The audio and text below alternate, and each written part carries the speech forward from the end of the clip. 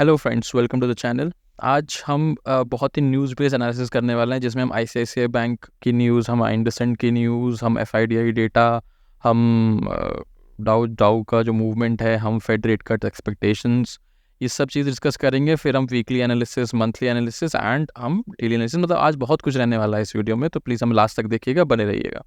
चलिए, सब जैसा कि आप इस पेज पे देख पा रहे होंगे कि ये जो आईसीआईसीआई बैंक का रिजल्ट जो आया है, वो उसने एस्टिमेट को बीट्स किया है। इसका मतलब है कि जितना, देखिए, इतना 19,515 करोड़ का सोच रहे थे मार्केट, एंड 19,552 करोड़ का एस्टिमेट आया है ना। हालांकि बहुत डिफरेंस नहीं है, बट स्टिल हम उसको पॉजिटिव मानेंगे। हालांकि जहाँ पे एक्सिस बैंक का जो रिजल्ट है वो गड़बड़ आया था, है ना, तो हम इसको पॉजिटिव लेके चलेंगे, ठीक है ना, क्योंकि इसमें भी लोग बहुत ज़्यादा उम्मीदें नहीं कर रहे थे, ठीक है। पर हाँ, अब इतना भी पॉजिटिव लेके नहीं चलेंगे, है ना, बट हम ये समझ गए कि हाँ ठीक है।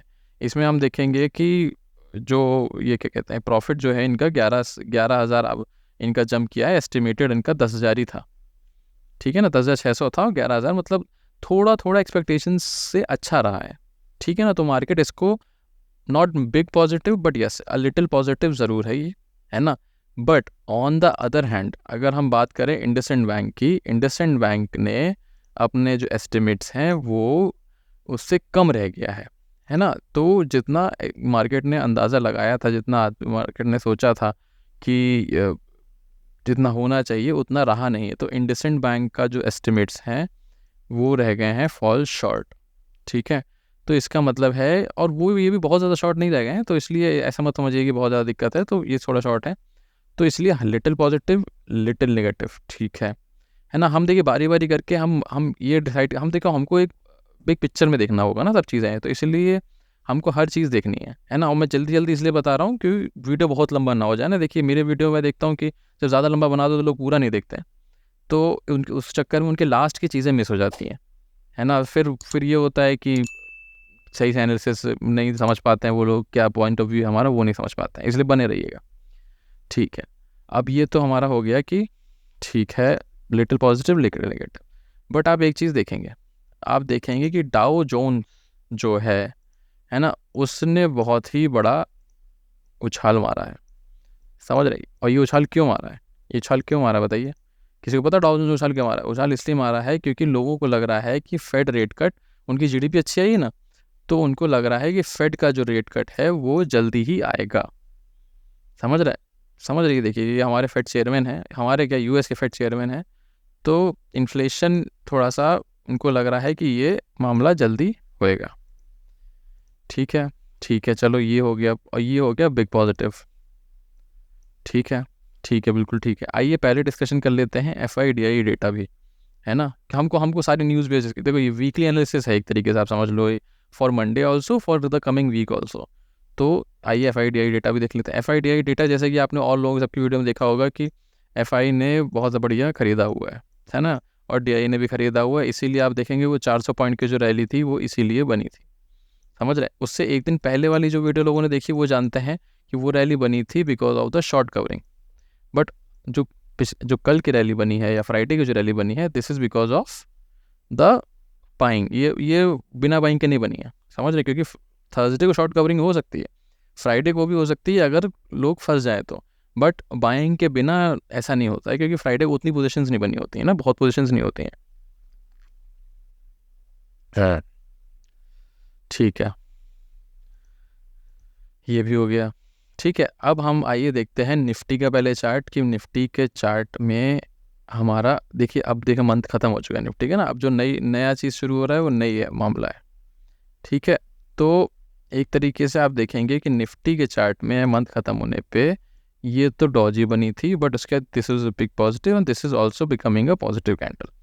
तो मंथली चार्ट पे ये पॉजिटिव है, ठीक है ना, क्योंकि आप यहाँ पे भी देखेंगे ना, यहाँ पे भी क्या ना, लगभग इसी साइज की ये भी कैंडल है, समझ रहे। तो हो सकता है कि नेक्स्ट कैंडल इस साइज की ऊपर बने, बट इसका मतलब ये नहीं है कि कल ही बन जाएगी, समझ रहे हैं।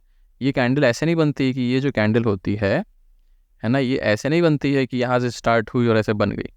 ये कैंडल ऐसे बनती है कि पहले ऊपर जाता है, फिर नीचे आता है, फिर वैसे मान लो बहुत नीचे जाता है, फिर एक दिन ऐसे ऊपर आके फिर ऐसे ऊपर चला जाता है, फिर ऐसे करके ऐसे ख़त्म दे देता है ना। तो आप आप यहाँ पे कॉल पे बैठेंगे तो आपको यहाँ तक का चूमन निकल चुका होगा, समझ रहे, हालांकि बाद में उसके ऊपर जाएगा, बट आपका यहाँ पे तो हालत ख़राब हो गई ना। तो इसीलिए आप ऐसा मत करिएगा कि बस बुल लेके बैठ गए। बट हमारा ये वो है, पॉइंट ऑफ व्यू है कि हाँ ये अब बुलिश है। देखो पहले तो यही कैंडल एक बुलिश थी, बढ़िया, but this is also now bullish. ठीक है, आइए देखते हैं, मंथली हो गया, वीकली। अब हम वीकली के हिसाब से देखेंगे। वीकली में देखिए क्या होता है। वीकली में एक तरीके से कह लीजिए बहुत लोगों को बेवकूफ़ बनाया भी गया है। देखिए ये जो कैंडल होती है ये होता है वो inverted hammer. But inverted hammer negate कब हो जाता है, जब इसका हाई जाता है टूट, समझ रहा है। अभी क्या है ना, इसने उसी हाई पे ही जाके ये रुक गया है, समझ रहा है, ये जो हाई है इसी पे जाके ये रुक गया है। तो इन्वर्टेड हैमर जो होता है वो साइन होता है बियरिश का। अगर आपका ऐसे एक कैंडल बनी है ना, इन्वर्टेड हैमर बना है, उसके बाद ऐसे एक रेड कैंडल बन जाती है, तो ये मार्केट यहाँ से नीचे आने लगता। बट क्यों नहीं आ पाया, क्योंकि ये उसके बाद ये एक और एक तरीके से हैमर तरीके से, या कह लीजिए बुलिश का पावर दिखाने वाली कैंडल बनी है ये, है ना। तो इसीलिए ये मामला हमारा थोड़ा सा ये भी पॉजिटिव ही है, और इसको क्रॉस कर देगा अगर इसका जो हाई दैट इज़, देख लेते हैं ये उसका हाई क्या है। इसका हाई है 24,854.80, है ना। तो 24,854 जो है उसको अगर क्रॉस कर, इसका हाई देख लेते हैं क्या है, इसका है 24,861, ठीक है। तो 61 और 80 मतलब एक तरीके से समझ लीजिए कि एक अपना ही उसी वीक का जो हाई क्रॉस कर देगा। इसकी जो क्लोजिंग है वो क्लोजिंग कहाँ पे, क्लोजिंग थोड़ी कम है, इसके हाई से क्लोजिंग कम है। ऊपर गया तो पर नीचे आके बंद हो गया, तो 34 से बंद हो गया था, 24,834 से बंद हो गया था। तो इसका मतलब है कि हमको यहाँ पे क्लोज होके डिसाइसिव रुकता है तो अच्छी तेज़ी आएगी, ठीक है। अब डेली चार्ट पे देख लेते हैं, है ना। डेली चार्ट पे क्या दिख रहा है, डेली चार्ट पे भी ये बुलिश ही दिख रहा है। हाँ, इसमें बस डेली चार्ट पे एक दिक्कत क्या आ गई, अगर इसको अभी क्रॉस नहीं किया तो हो सकता है फिर ये ऐसे रेंज में फंस जाए, समझ रहे, क्योंकि इसको यहाँ क्रॉस होना ज़रूरी है, ठीक है ना। ठीक है, तो हम लोगों ने इतना तो डिस्कशन कर लिया है, ठीक है। आइए देखते हैं कि 15 मिनट्स के चार्ट पे चल के कि आगे निफ्टी कैसे काम कर सकता है। देखिए अब निफ्टी का एक बात है, देखिए अगर हम पहले से पीछे से देखना स्टार्ट करेंगे ना तो हमारे लिए होगी बहुत दिक्कत, क्योंकि अगर हम पीछे से देखेंगे तो हम लेवल्स उतना अच्छा से ड्रॉ नहीं कर पाएंगे। क्योंकि ये देखिए ना, एक जो प्रॉपर लेवल है वो तो यहीं पे है, सॉरी प्रॉपर लेवल है वो तो आपका यहीं पे आ रहा है, ये देख रहे हैं यहाँ पे आ रहा है प्रॉपर लेवल, ठीक है। बट हम इसको भी रखेंगे पॉइंट ऑफ व्यू में, बट हम थोड़ा सा इसको क्लोजअप एनालिसिस करना पसंद करेंगे। इस बार क्या है, देखिए इस बार सिंपल है। अगर मार्केट, अब मैं आपके देखिए लार्जर व्यू से एनालिसिस करके बता रहा हूँ कि अगर मार्केट आपका इसका हाई क्रॉस करता है या इसके ऊपर कहीं खुल के टिक जाता है, दोनों चीज़ें, फ्लैट खुल के इसका हाई क्रॉस करता है या गैप अप खुल के इसके ऊपर अराउंड 30 मिनट्स टिक जाता है ना, तो आपको 24,950 है ना, या तो 25,000 के आपको टारगेट मिल सकते हैं, ठीक है ना। दोनों चीज़ें हैं, गैप अप के भी चांस हैं क्योंकि हमारा डाउ बहुत अच्छा निकला है, हमारा ICICI भी above estimates, not too much but above. तो वो दो पॉजिटिव एक नेगेटिव, तो शायद थोड़ा वो गैप अप खुले, बहुत ज़्यादा गैप अप ना खुले, है ना। बट अगर वो तुरंत एकदम से नीचे आ जाता है तो आपको समझ में आएगा कि वो बेकारी हो गया मामला। अगर एकदम से नीचे नहीं आता है तो आप भी समझ लो कि बढ़िया है, ठीक है ना। तो ऊपर 30 मिनट से गए तो 25,000, 24,900 और 25,000 तक का आपका बढ़िया टारगेट हो सकता है, कहीं पे भी खुल के नीचे चले, है ना। अब आपको पुट कब लेना है, पुट आप देखिए, अब लोग क्या बोलेंगे, लोग यहीं से बोलते हैं एक रेट बन जाए तो ले लो, मैं नहीं बोलूँगा। मेरा मानना है कि ये अच्छा खासा सपोर्ट है, ये जो लाइन है ये पुट के लिए बहुत अच्छी सपोर्ट है ना। और आपके टारगेट इसके हाई तक के हो सकते हैं, ठीक है। तो अगर 24,750 ये रहा ना, 24,750 अगर क्रॉस करता है मार्केट तो 24,650 तक का आपका सीधा टारगेट आपको मिल जाएगा, ठीक है। इसके नीचे निकलता है तो बात की बात है, बट यहाँ तक का मिलता है तो आप इतना तो शॉर्ट टारगेट ले सकते हैं, और इसमें आप 100% क्वांटिटी भी ले सकते हो, ठीक है ना। इसके ऊपर आप 100% मत लेना, क्योंकि देखो बढ़ा 400 पॉइंट बढ़ा, उसका बहुत ज़्यादा तेज़ से बढ़ने का चांस कम है। ये भी हो सकता है कि मंडे को साइडवेज हो जाए, ये भी हो सकता है यहाँ खुले और ऐसे ऊपर ऊपर ऐसे ही रह जाए। क्यों, क्योंकि यार एक दिन पहले बढ़ा है करीबन 300 पॉइंट है, फिर एक दिन पड़ा है 400 पॉइंट, ऐसे बढ़ता चला जाएगा तो 1 लाख पहुँच जाएगा, ऐसा नहीं होता ना, समझ रहे। तो इसीलिए आप सिंपल रखिएगा, इसके नीचे निकलेगा तो आपको तभी पुट लेना है, इसके ऊपर ही आपको कॉल लेना है। इसके बीच में नो ट्रेडिंग जोन है, यहाँ गैप अप खुल के टिकता है या कुछ भी तो आपको 25,000 तक के टारगेट मिलेंगे। इसके नीचे निकलेगा 750 के 24,750 के तो आपको नहीं, यहाँ पे नहीं, तो आपको 24,650 के बढ़िया टारगेट मिल जाएंगे। और शांति से करिएगा, कंप्यूटर बंद, लैपटॉप बंद, और 100% जो प्रॉफिट आपने कमाया है उसको लेके जाइएगा, री ट्रेड मत करिएगा, नहीं तो वो हो जाएगा 50% ही बचेगा आपका प्रॉफिट अगर आप रोक पाए तो। ठीक है, तो ये तो हो गया आपका निफ्टी का एनालिसिस। आइए बैंक निफ्टी का देख लेते हैं। बैंक निफ्टी में पहले मंथली एनालिसिस, हालांकि इसका मंथ अभी नहीं खत्म हुआ, क्यों, इसकी एक्सपायरी होगी अभी। इसकी एक्सपायरी कब होगी, let me see the calendar. इसकी एक्सपायरी होगी, हाँ इसकी एक्सपायरी है 31 को है इसकी एक्सपायरी। तो हमारी निफ्टी की एक्सपायरी तो अब 1 तारीख को हो गई है, बट इसकी 31 को। मंथली चार्ट में देखिए, मंथली चार्ट में इसने यहाँ तो बुलिश दिखाया है, बट क्योंकि बैंक HDFC और एक्सिस के रिजल्ट की वजह से इतना बैंक में मज़ा नहीं है, तो अभी इसलिए वहाँ पे टिका हुआ है ये, है ना। तो मंथली अभी हमको यहाँ पे कुछ सॉरी मंथली यहाँ पे कुछ डिसाइड हो नहीं पा रहा है।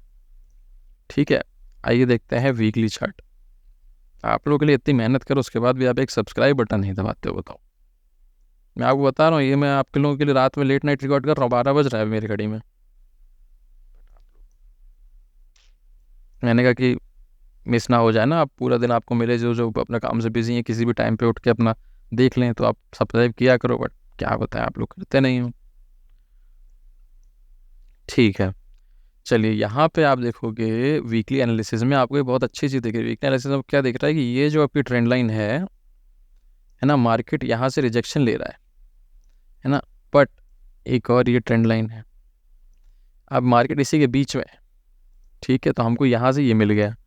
ठीक है, चलिए अब डेली चार्ट में इसको थोड़ा सा पुख्ता करते हैं। हाँ हाँ, पुख्ता करते हैं।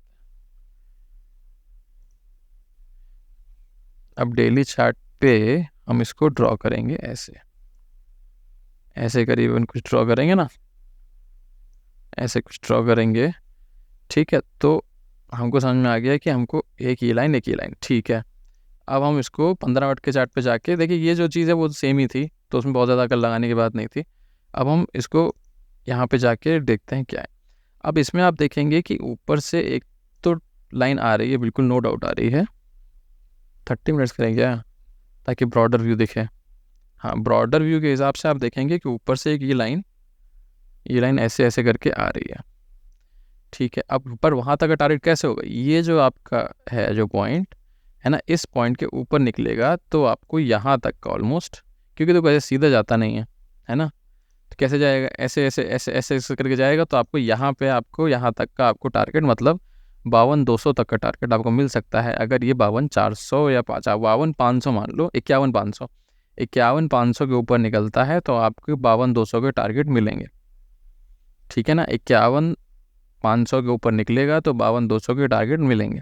ठीक है, अब अगर मान लो कि यहाँ से रिजेक्शन लेता है, ये देखो ये बहुत इंपॉर्टेंट पॉइंट है ना, यहाँ से अगर रिजेक्शन लेता है तो आपको फिर यहाँ तक के जो टारगेट हैं 52,500 से अगर रिजेक्शन लेता है तो आपको फिर 50,000 50,950 या 51,000 तक के बढ़िया टारगेट मिल सकते हैं। तो ये बहुत ही इंपॉर्टेंट जोन पे आके अटक गया है, समझ रहे, ये जो है ना, क्या कहते हैं, let me take the reason. हाँ, ये जो बहुत इंपॉर्टेंट जो लाइन है ना, ये लाइन, ये जोन कह लीजिए, इसके ऊपर वाला और इसके नीचे वाला, ये जो जोन है ना, ये बहुत ही इंपॉर्टेंट है। यहाँ पे ही आके ये अटक गया, यहाँ से रिजेक्शन लेगा तो आपको नीचे 500 पॉइंट 400 पॉइंट ले लीजिएगा, और ऊपर 400 पॉइंट का टारगेट बढ़िया मिल जाएगा। इससे ज़्यादा कुछ मत करिएगा। इसको ऊपर निकलता है तो बात की बातें हैं, यहाँ से रिजेक्शन लेता है तो बात की बातें हैं, है ना। 400 पॉइंट 300-400 पॉइंट आप ले रहे हो बैंक निफ्टी में, और आपको क्या चाहिए भाई। ठीक है ना, ठीक है, तो ऐसे ही ट्रेड करिएगा। लाइक शेयर सब्सक्राइब ज़रूर करिएगा, और वीडियो अच्छा लगा हो तो कमेंट में ज़रूर बताइएगा। ठीक है, थैंक यू वेरी मच।